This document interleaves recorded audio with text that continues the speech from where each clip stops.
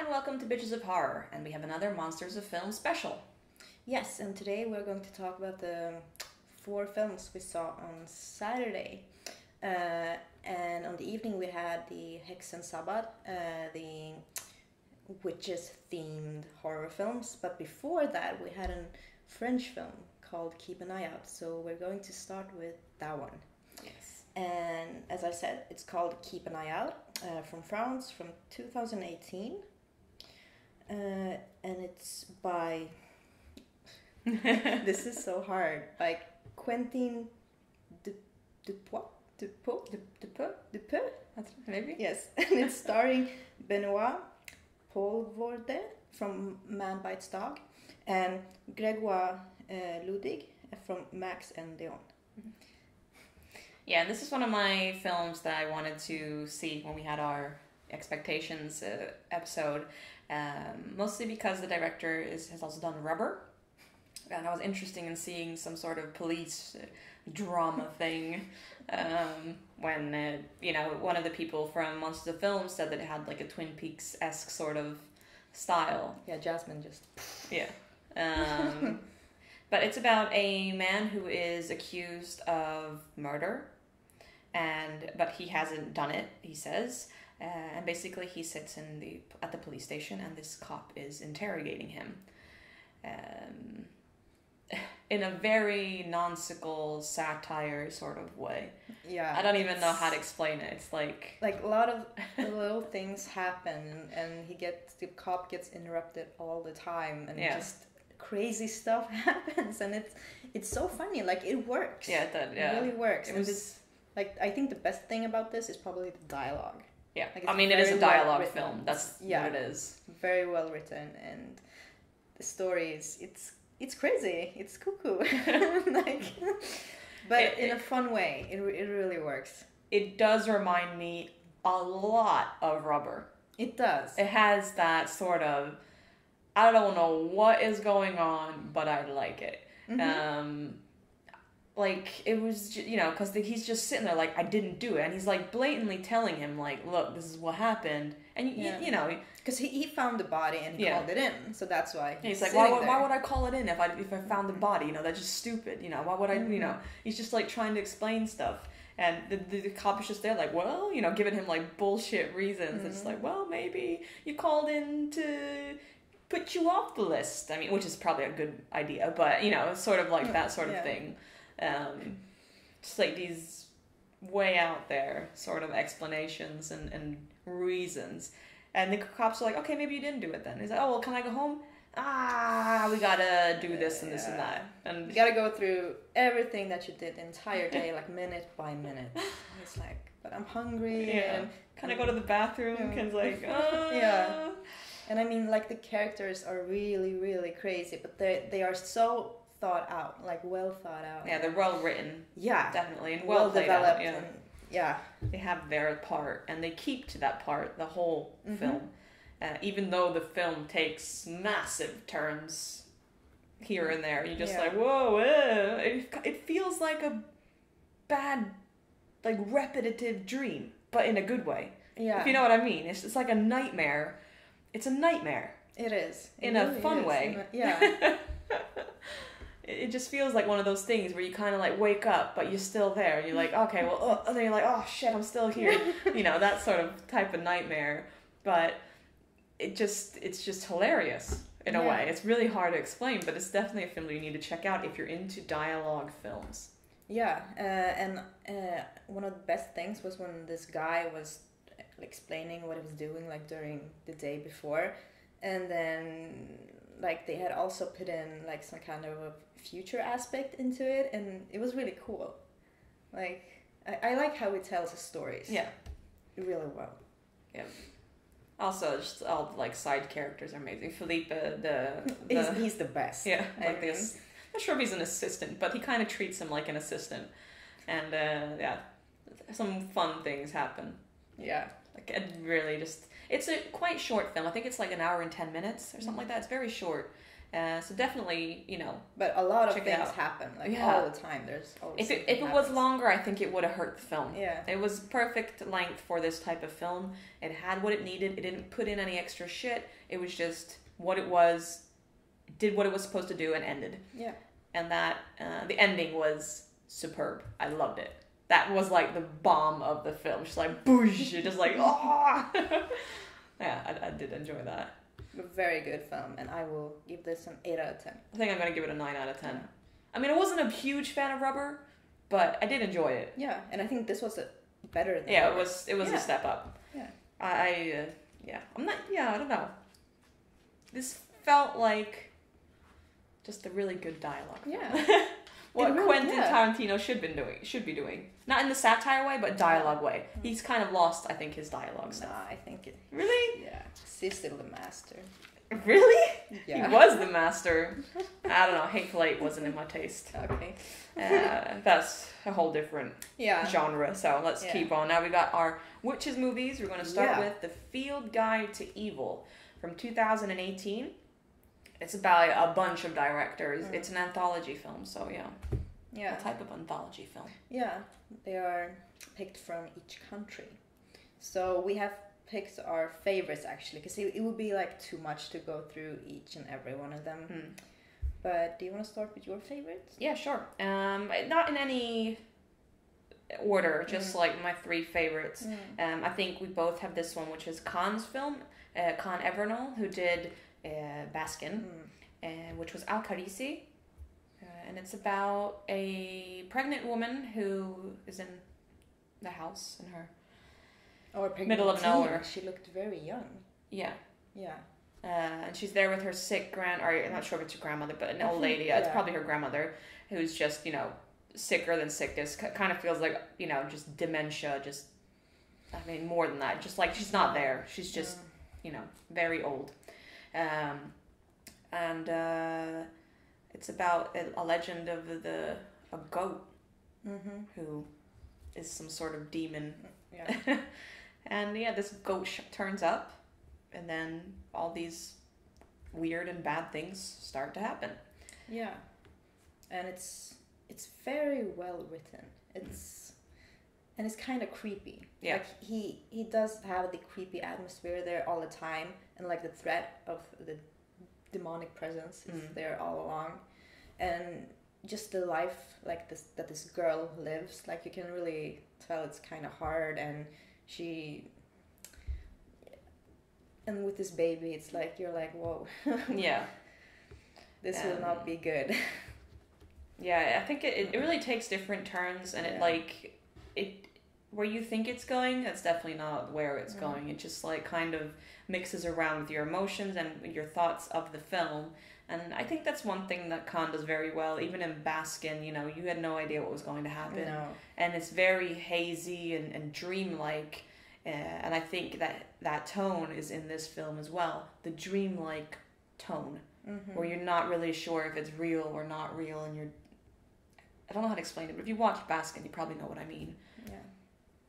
And there wasn't much dialogue, right? No, almost nothing yet. It had some stuff at the end there. Yeah, but I think that really worked. Yeah. And I think she did a really good job. I mean, she didn't really have anyone to talk to. I mean, her grandmother was like basically dead, and but I think all of them did, or all of the 2 of them, and the goat. Did a great job. Yeah. So, I enjoyed it. It was really good. Yeah, very solid. What's your next one? Yeah, so my next one is, I don't know if you have this or not, but The Kindler and the Virgin from Agnieszka Smoczyńska from Poland. Did you have that? No. No, okay. Well, it's about a man that, he's a hardworking man, going through some sort of a path through a like forest or through two what you call it, I can't remember what it's called, but like a pass through like 2 mountains. And there he encounters a very weird, mysterious woman that tells him to commit heinous crimes in order to gain all the things he wants. So he his life definitely takes a darker turn. Have you heard of this story before? No, I haven't actually. But I was very interested because I really liked Agnieszka's previous film, The Lure. So I was very excited for this one, and it did not disappoint me. It was very good, and I thought that the actors did a really good job, and the lighting was very good, especially towards the end when there was a scene when he was almost in complete darkness. There was a stream of light, and you can still see things, and it was very beautiful. Like the composition of this film is spot on. Yeah, I thought that she was very good. I liked her character and the way she moved in this past, and that lured me in. But I think it didn't really hold up, and the end bit was just like, I really did like the end bit. Really? Yeah. I don't want to spoil it, but no. I can get it, but it wasn't one of my favorites of the film. Yeah. Not bad, but not the best. Okay. Yeah, I have Veronica France and Severin Fiala, who, I think Veronica France did Goodnight Mommy before, and their part in this film, what do you say? Yeah. Their film in this anthology was called Dietrud, and it's about not even a village, but a place where in the forest, a small community of people where they're washing their clothes in this river. It's like a 1800s or something. Yeah. And one of the girls, she gets lured by this other girl from another family, and it's I don't really know how to say anything without spoiling it, but basically she lures this girl and kind of like seduces her to kind of go against her mother's will, and this other girl isn't, can I say that? I don't know, is it a spoiler? I don't know. It involves periods. Yeah. Anyways, and basically, yeah, that's the story of it. And then there's this entity called Trud, which is basically like, not good for you, makes you do. He'll come out if you sin. This is from Austria. I can't even say what it is. My words aren't coming out. I think this was the first film in the anthology, and I did like the beginning a lot. I was very interested, but it kind of lost me towards the end. I thought they could have tied it up better. I do agree. The end bit, it was like, what was that? Maybe I didn't see it, but I just couldn't put my finger on what the last bit was. But I think up until that part, I really enjoyed it. I think that the acting was really good from both girls and the mother. And it kind of had a mare sort of feel to it, the mythological creature, and that I really enjoyed because of I've had sleep paralysis, which is based on, or mare stories are based on sleep paralysis, so I think that aspect to it kind of lured me in a little bit more than maybe it should have. But I like the way it's filmed. The forests are beautiful. That creek where the two girls are, that is beautiful. And I really liked it. So yeah, that's good. Okay, moving on to the final on my list, since we had the same one. Yes. And it's the Cobblers Lots. This was my favorite. It's from Hungary, and it's by Peter Strickland. And do you have this one as well? Yes. Yeah, I think this is the best one in the entire anthology. Probably, yeah. And it's about two brothers who are cobblers working with shoes, and they are competing for the attention of Princess Bolarka and making shoes for her. And this is basically no dialogue. Yeah, it's no dialogue. It's a stump film. Yeah, but still has music and stuff. But it's so funny, and the scenes are the story. Funny. Yeah, it is funny. Really? I think it's sad. But it's kind of funny in a very sad way. Maybe some things were really hilarious, and just the characters were so thought out, and the story was everything was so good in this one, so good. And my favorite moment was when one of the brothers were putting on the shoes on Princess Balarka, and then he started to like dance and stuff. It was so hilarious. I think that I like the way that they use the silent film. They use the silent film style, but they still had it in like color and like HD. It was still like very beautifully shot in today's standards. But they still kept the whole, when they had the dialogue, they put it up in one of those frames, and that I like that because it worked really well. Surprisingly, it did, and it was innovative. I liked it. Yeah, it was very innovative, and I really liked all of the actors and actresses, but especially Princess Balarka. Oh yeah, really what a woman! Yeah, so beautiful, so gorgeous. Even the men were beautiful. Yeah, they were. But yeah, I kind of liked their relationship as well because she was in love with one of the brothers, and then the other one was like, oh, but I want to get her love. So it's sort of like a competition thing. Yeah. And I mean, there's these stories in a lot of different cultures with two people kind of fighting over one. But basically, yeah, that story. But it was very well. And I think the ending was superb. It was really well made and thought out, and overall really good. Very good. So and one thing that I thought about as a whole, the Field Guide to Evil was, I think it, like in most anthologies, I think it dipped and then went up again. It started out real good and then it dipped a little bit and then it went up, and that. I was hoping for more, to be honest, but it wasn't bad. It was probably one of the better anthologies out there. I think it's one of the better, and I also think that the quality is very high in each of these films and throughout the film. Yeah, that is true. Yeah. There was nothing you thought like, oh, that looks like crap. But I didn't feel about really like any film like, oh my god, this was horrible. I didn't. I enjoyed all of them, and some of them. Yeah, I even enjoyed. I did. Really? I did. They had especially one that towards was. The end. But the thing with that one was like the Melonheads one was an American one about Melonheads, and it had such a different feeling to it than the rest of the film. It didn't fit in the anthology, and I had a small crush on it because I can't remember his name now. But Michael J. Anderson, who's in Twin Peaks, plays the man from another place. He's in it, and I'm like, oh, it's him. But it just didn't fit with the rest of the film. Everything was like old tales. No, yeah, and then this one was like modern, new. It was modern, and the lighting was completely.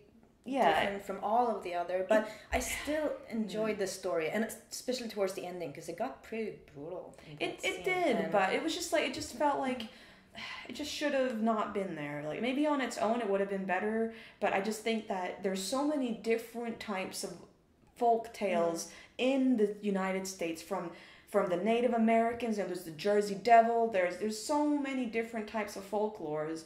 The Wendigo, then there's so much, and they could have used any one of those, and they used Melonheads, which is like the most modern sort of like, it's not a folktale, in my opinion. It's a. I'm not really familiar. I don't know, but for me, it's like folktales is like old. It's something that you've talked about for ages and ages and ages and ages, and this is something that was like in the 70s, so it's not old enough, in my opinion, to be a folktale. But yeah. But overall, pretty good anthology film. Yeah, it's alright. Good quality. 7 out of 10. I would give this an 8 out of 10. Yeah. So we're moving on to Dead Night from 2017 from the US by Brad Burrow. Yeah. And it's starring Bria Grant from Halloween 2 remake. And AJ Bowen. You said that with such enthusiasm.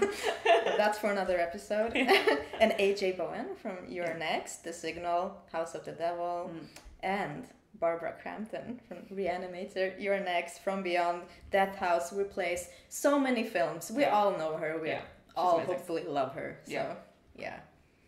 Yeah, and this film is about a woman who they go out to a house.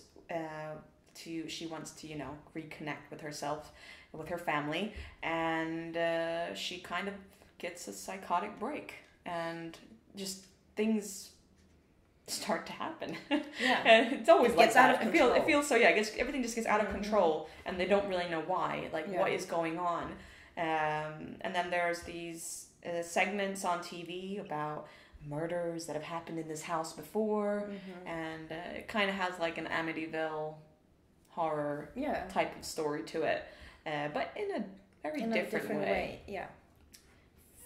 For me, this film was Evil Dead. Actually, now when I think about it, a little bit of Amityville horror too mixed in there. I didn't think about it. Amityville horror. Yeah, I didn't think about it when I watched it, but now when I said the whole story, I was like, oh yeah, it kind of sounds like the Amityville. But yeah, that type of feeling to it, very comical.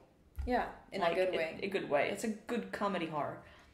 Yeah, and the story is really good because they have managed to put in these news segments or TV crime segments in the film, like the documentary. Yeah, they put it in there in good, like where it was supposed to be as well. And even though it spoils some things in the beginning, it still works because you still want to see how did that happen, what really happened, and it fits so well. And I really like that they did this. I mean, I know some people didn't like that, but I really did. I think that it works in some films. I'm going to take an example that's not horror in the slightest, but like in Moulin Rouge, that starts with her dying, the main character. But it works because you're still interested in who is this girl, what is it doing? And that's what it kind of felt in this one as well. It started out with, well, there's been a murder, like what the hell happened? And they're kind of retelling the story while the story is going on. Exactly. Like back to back. But it's very different in some sort of way. Like... It just works. It really does. And then there's this cult thing going on, and they're amazing. I love their design. Yeah. I mean, there are so many good side plots to this, and it all ties in and really works together. And I think the characters did a really good job, and Barbara Crampton did a really good job. Yeah. I was so drawn into a character, and I was like, she's a character. Yeah. She's gonna do something. Yeah. Yeah. It's just a good. Just so much fun. This film. Yeah, and like the death scenes are very original and creative. I know I've talked to some people that want to see even more. Yeah. But I mean, sure, more is always nice, but I'm kind of content with. Yeah, I mean, I wouldn't have said no to more, but, no, but it's not like I'm like, oh no, it turned out shit because it didn't have enough. No. That I don't think. No. But I wasn't. I didn't know what to expect when I walk in. I don't read about films before I watch them. I try not to. And I think at this festival, the only film that I'd actually heard of or looked into was Puppet Master and the last film, of course, and Mandy. Yeah. Otherwise, not much. So Dead Night for me, I hadn't even heard of it. I just knew Barbara Crampton. Yeah, and then Barbara Crampton was like, that's enough for me. I will see. And then I saw a picture. I was like, that looks cool. And then I walked. And I was like, oh shit, it's a horror comedy. I didn't know. I thought it was going to be like a serious thing. And I was surprised. I also like the fact that they filmed this in snow. Yeah, like in cold weather. Yes. It worked very well. It did. Yeah. Overall, a really good film. Very good film. Very solid film. And it will get an 8 out of 10 for me. Yes, from me too. Huh? 8 out of 10. Cool. Yeah. 8? Yeah, 8 out of 10. Yes, moving on to The Night Sitter from 2018 by Abiel Brun and John Rocco. Starring Elise DeFore, John Champion, Jermaine Rivers, Amber Newcomb, and Bailey Campbell. Yeah, and this film is about a young woman whose name is Amber. She's going to babysit at a big rich house for the first time. She's going to babysit Kevin, who is 10, 10-ish, 10. Yeah. So his dad leaves, and then Kevin's friend comes over. His name is Ronnie. They play together, and suddenly they accidentally summon 3 witches. Yeah. Basically, the dad is like an artifact hunter, so he has this room, which is, you're not allowed to go in there. Because that's where he keeps all his artifacts. You're like, I want to know what's in there. Yeah. So yeah, after these 3 witches are summoned, things get ugly. Yeah. go out of hand. Yeah. This is an interesting film as well. I do think that it has a little bit too much of the babysitter type of vibe to it, but it does go around that as well with the whole other story of Amber's character and what she's there to do. Yeah. In that type of way. So they're similar, but not the same. Yeah, I think it definitely can stand on its own, despite being a bit similar, but at the same time, no. Yeah, like, it is the same movie, basically. Yeah. But it has its own things to it, and I'm not going to say that it's a rip-off, because I do think that probably these films were made quite simultaneously. I mean, The Babysitter didn't come out that long ago. No, I wouldn't say rip-off no, at all. No. Just has the same theme to it. It's horror comedy. It's about a babysitter. Basically, kids are in it. But with witches. Yes. And it's also kind of... I mean, they were basically witches in The Babysitter. Yeah. What? They summoned shit. Oh, the Babysitter was a long time ago, kind of, for me. But yeah, they had a little bit different take on it. Yeah. But the witches were really cool. But I really liked the kind of Dario Argento homage with the colors and the three mothers, and yeah, that was very cool. I like that they kind of did that, but without being a Dario Argento film at all. Yeah, it was just like, well... Just like we like Dario, but we're making our own shit. Yeah, exactly.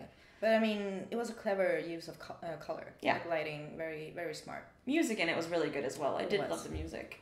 And the story works very well, and it's so funny. It is funny. Ronnie's character really is so good.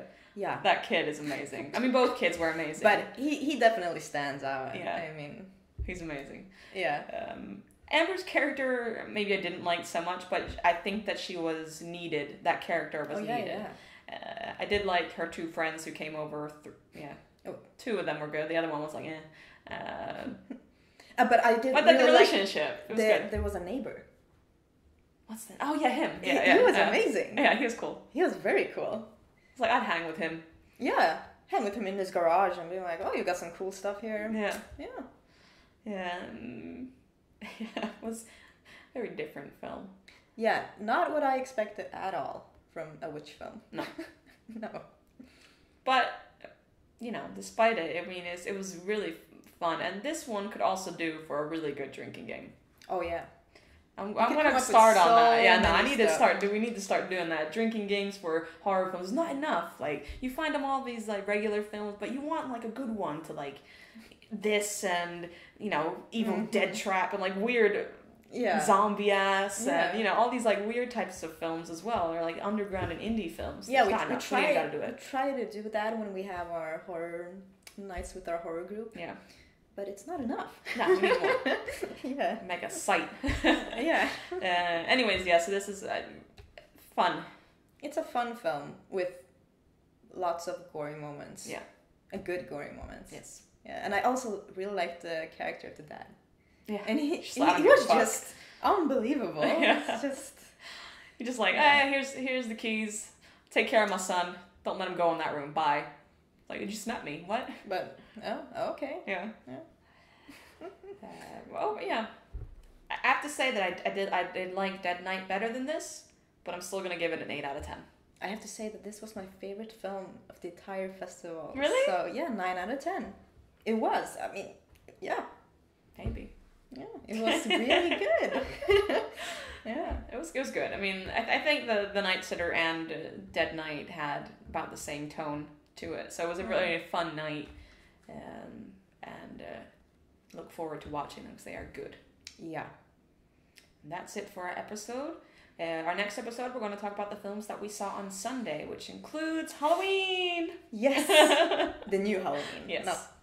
And I was surprised that we got it because it was like, I was like, has anyone actually seen this? And apparently they showed it at the Toronto festival, but then like it's like, oh, it's us. But that's amazing. Because we had a secret film at the festival, so we didn't really know what it was until a few days before it was supposed to screen. Yeah. And then we found out it was Halloween, and I was like, yes. Yeah. It was good. I mean, that we got that film. Yeah. So... yeah, keep an eye out again. Yes. Well, next episode, and we're going to talk about the films that we saw on Sunday. Including Halloween. Yes. Stay horrific. Bye.